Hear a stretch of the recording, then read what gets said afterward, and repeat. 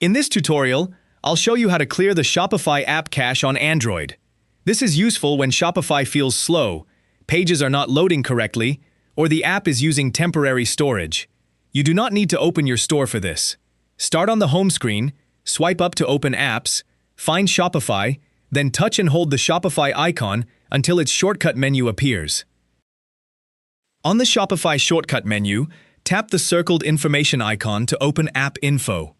On App Info, find Storage in the Usage section and tap it.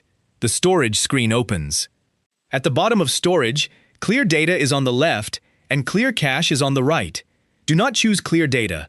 That is a different, stronger reset. Instead, tap Clear Cache. At 0 bytes, press Back. That 0 byte value and the dim button confirm the temporary files were removed. Android does not show another pop-up. Back on App Info, you can review Shopify's controls by scrolling through this page. Clearing cache removes temporary images and downloaded resources. It does not uninstall Shopify or erase the app's saved data row. The storage amount may differ on your phone because cache grows as the app is used. This is a good first step when Shopify feels slow, freezes on a page, or does not load fresh content correctly.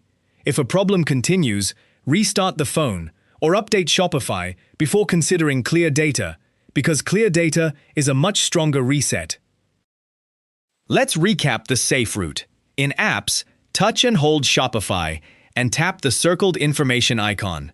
On App Info, scroll to Storage in the Usage section.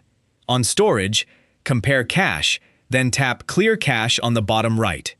0 bytes is proof the temporary files were removed. Scroll through App Info now and tap Storage once more to confirm. You can repeat this later without harming saved Shopify data. That is how to clear the Shopify cache on Android. If this helped, like the video and subscribe for more quick tutorials. Thanks for watching.